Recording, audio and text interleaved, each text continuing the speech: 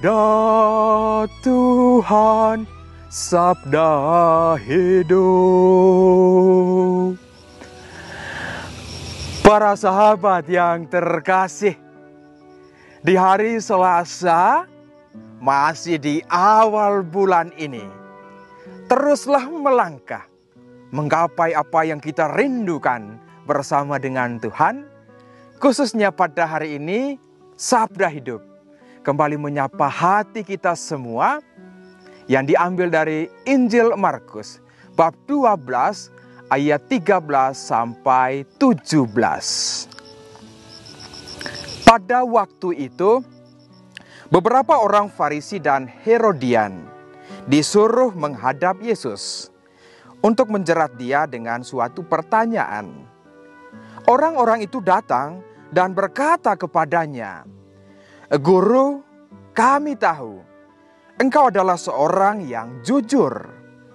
Engkau tidak takut kepada siapapun, sebab Engkau tidak mencari muka, tetapi dengan jujur mengajar jalan Allah. Nah, bolehkah kita membayar pajak kepada kaisar atau tidak?" Tetapi Yesus mengetahui kemunafikan mereka, lalu berkata kepada mereka, "Mengapa kamu mencobai aku? Tunjukkanlah suatu dinar untuk kulihat." Mereka menunjukkan sekeping dinar. Lalu Yesus bertanya, "Gambar dan tulisan siapakah ini?" Jawab mereka, "Gambar dan tulisan kaisar."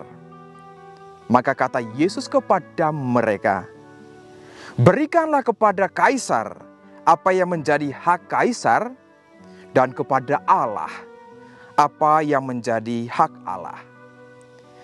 Mereka sangat heran mendengar dia.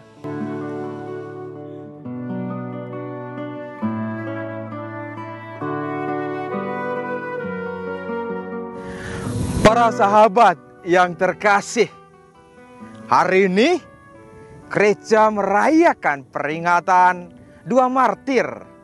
Yang pertama adalah Santo Marcelinus dan yang kedua adalah Santo Petrus. Martir itu berarti rela menyerahkan segala-galanya, termasuk nyawa mereka untuk Tuhan Yesus. Mereka berani mempertahankan iman mereka dengan darah mereka. Dan warna liturgi itu biasanya merah, melambangkan darah, keberanian. Dan kalau kita hubungkan dengan Injil hari ini, bagaimana orang-orang Farisi datang kepada Yesus, ya bertanya soal pajak. Apakah itu bayarnya kepada kaisar atau kepada Tuhan? Lalu ketika dilihat mata uang itu, 1 dinar itu jelas sekali Yesus melihat, "Berikanlah apa yang menjadi hak kaisar, dan berilah kepada Allah apa yang menjadi hak Allah." Dan kalau kita renungkan, memberi itu berarti saya menyerahkan segala-galanya, termasuk nyawa saya. Inilah kalau kita renungkan dalam konteks ya tempat kita Indonesia, para pahlawan. Kemarin kita merayakan Hari Kesaktian Pancasila. Bagaimana Pancasila ini, dari berbagai latar belakang, budaya, agama, dan semuanya itu disatukan dalam 5 sila.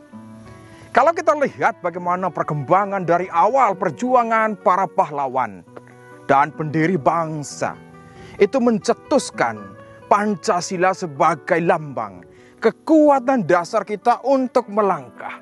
Kita melihat perbedaan ini sebagai sebuah kekayaan. Dan bagaimana bangsa ini sangat terbuka menghargai perbedaan-perbedaan yang ada. Dan tentunya para pahlawan kita, mereka berani dengan darah untuk merah putih. Bagaimana keberanian mereka membela bangsa Indonesia dari jajahan. Dan kalau kita renungkan, memberi kepada kaisar dalam konteks Yesus, memberi kepada negara dalam konteks kita sekarang. Saya masih ingat seorang presiden Amerika, dia mengatakan, jangan tanya apa yang negara berikan, tetapi tanyakan apa yang kamu berikan untuk negara. Itu berarti memberi itu banyak caranya. Bagaimana kita mengabdi sebagai orang-orang di pemerintahan misalnya, atau sebagai orang-orang swasta. Memberi diri itu berarti bahwa saya mencintai merah putih, saya mencintai negara, itu bagian dari iman saya. Dengan demikian kita masuk kepada apa yang disebut dengan 100% Indonesia, 100% contohnya Katolik. Itu berarti bahwa pemberian diri itu seutuhnya, bahkan sampai 100%. Dengan demikian, kalau kita lihat iman kita kepada Tuhan juga hendaknya sama. Berikan kepada kaisar apa yang menjadi hak kaisar. Berikanlah kepada Allah apa yang menjadi hak Allah. Nah, sekarang bagaimana pemberian dalam konteks saat ini? Pemberian itu berarti solidaritas. Solidaritas Tuhan sudah sangat jelas. Bagaimana Tuhan Yesus inkarnasi itu. Dia hadir, memberi diri, bahkan sampai di kayu salib. Kebangkitannya itu memberi hidup baru bagi kita. Nah, inilah bagaimana ketaatan Tuhan Yesus kepada Bapa di surga. Dan solidaritas inilah kekuatan kita juga pada situasi saat ini. Situasi COVID-19, entahkah di tanah air Indonesia atau di belahan dunia yang lain, mau mengajak kita bahwa Allah yang bersolider itu masuk dalam realitas kita. Kalau Allah saja bersolider dengan kita dan sesama, maka hati kita juga dipanggil seperti para martir.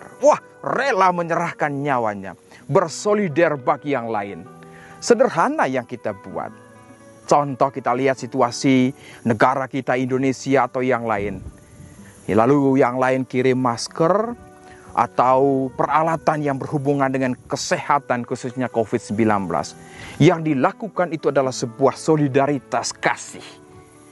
Inilah kekuatan kita di belahan dunia yang lain. Ketika kelaparan terjadi, kemiskinan, kita hadir. Mungkin sedikit yang kita berikan, tetapi kalau kita berikan dengan hati yang besar, maka itu menjadi berkat yang sangat istimewa bagi mereka yang membutuhkan. Solidaritas juga itu dalam doa.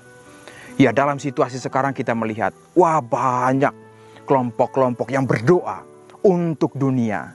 Dan inilah kesaksian bahwa ketika kita bersatu, maka kekuatan itu menjadi dasar kita untuk melangkah. Orang tidak lihat lagi warna kulitmu apa, agamamu apa, asalmu dari mana. Orang melihat solidaritas sebagai payung kehidupan yang menghantar kita kepada sebuah realitas iman. Bahwa saya tidak hidup sendirian di dunia ini. Saya dengan orang-orang lain. Saya dengan orang-orang yang membutuhkan. Dan disinilah bagaimana solidaritas saya kepada yang lain. Itu menjadi pembelajaran juga bagi orang yang mungkin tertidur saat ini. Memikirkan dirinya sendiri atau kelompoknya sendiri. Dengan melihat solidaritas kita, mereka juga terpanggil, bangkit. Bahwa dunia yang penuh kasih mesti dibangun atas dasar solidaritas kepada sesama. Mari para sahabatku yang terkasih. Inilah kekuatan kita, bagaimana kita mencintai sesama, mencintai tanah kita. Dan para martir, Marcelinus dan Petrus, sudah menunjukkan kesaksian itu. Maka sekarang kita pergi, mungkin kita di rumah saat ini, jangan pernah lupa untuk berdoa bagi sesama. Mungkin kita di lapangan dengan pelayanan dan semua kegiatan yang berhubungan dengan situasi dunia saat ini. Gunakanlah semua itu demi kemuliaan Tuhan. Jangan ambil itu untuk kepentingan diri. Atau jangan bermain dalam air keruh. Maka kebahagiaan itu tidak mungkin kita dapat. Pelayanan kasih itu menghantar kita. Keterbatasan itu tidak memungkinkan kita untuk jauh, tetapi semakin mendekatkan kita kepada yang lain. Itulah solidaritas Tuhan yang nyata dalam diri Kristus. Mari melangkahlah, bersolidarlah, karena itu adalah dasar kita berada. Tuhan Yesus memberkati, Bunda Maria merestui. Amin.